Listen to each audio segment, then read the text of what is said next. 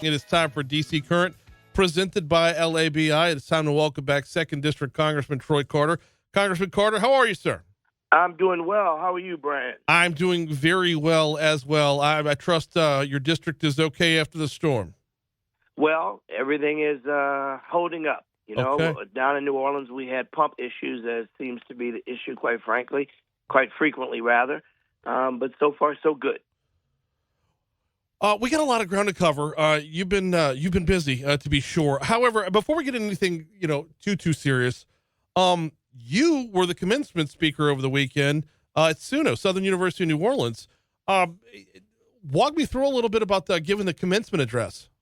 Yeah, I was absolutely honored to be chosen to deliver the commencement address for the 320 graduates at Southern University, New Orleans. An incredibly bright crowd of individuals who were getting their masters, undergraduate, and PhDs. Quite an impressive group. Honored to impart some hope and enthusiasm and congratulatory words for their great accomplishment. It was an honor, and I was also honored to be granted a doctorate of humane letters, which I'm very proud of. To now call myself a proud Southern grad. But it's always a great opportunity to speak with individuals who are seeking higher education, attempting to make themselves better, which ultimately makes our world better. So kudos to the graduates of Southern University class of 2024 and all the graduates across our state, be it high school or college or professional school. Education is the key to success and power in a better world. And that's an important point, Congressman Carter, is that, and there's a difference between being on the ground and speaking to grads, being there, physically there, and seeing, the wide-eyed hope and the promise for tomorrow, versus following the news about walkouts at graduations and whatnot, where if you're a consumer of news, it's easy to focus on, a couple dozen students at Duke versus the entirety of every class everywhere.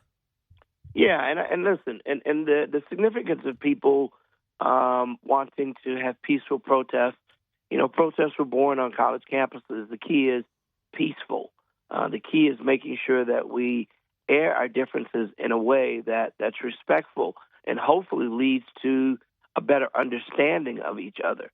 And I'd much rather focus, as you said, and I agree with you totally, focus on the positive side, the good side of those who have completed their education, who are going on to the next level of, rather it's further education or into the work field, and being a part of the solution Right. of finding ways to have world peace, to have a better understanding of our differences, be it in the Middle East or in our own backyards. Surely there are differences that we all have, and some are very spirited. But if we're going to continue to share this world, we have to do it in a way that's respectful, that we have meaningful compromise, that we share ideas and views, and then move on from there, because none of us have a patent on being right, and none of us have a patent on being any better than anyone else. We've got Congressman Troy Carter with us. This is DC Current, presented by LABI. Well said, Congressman Carter, in this graduation season. All right, let's pivot over a little bit. It's not just graduation season, it's also crawfish season. We saw some big news come down this week. Yeah, on Friday, the USDA granted emergency assistance to the Louisiana crawfish aquaculture industry through the Emergency Livestock Assistance Program, otherwise known as ELAP. Mm-hmm. You may recall that in late February, Congressman Graves and I sent a letter to USDA and SBA urging them to aid crawfish aquaculture industry, because of the devastation that we see in extreme weather conditions and droughts that have caused our little mud bugs to not come out and produce like they normally do. Well, this is more than just a tasty morsel. It's more than just something we enjoy during these months. It's a business. It's an economy. It's the way that our farmers make a living. And so through these actions, grants are now available in addition to idle loans for producers, restaurant owners, boilers. This is a huge win for the economy of Louisiana, the culinary taste buds of our citizens, but also the significance of those farmers and producers who make a living providing these resources to us. We often only think about ourselves. We go to the grocery store, or we go to the boiler, to the restaurant, and we order our favorite dish. But these things come from somewhere. There's somebody that's producing them, that's farming them, that's preparing them, and there are costs associated with it. And they do it to feed their families. And when hardships arise, we have to step up. And that's what we did. We heard the cries of the industry people, the farmers, the fishermen, the restaurant boilers and wholesalers, and we stepped up.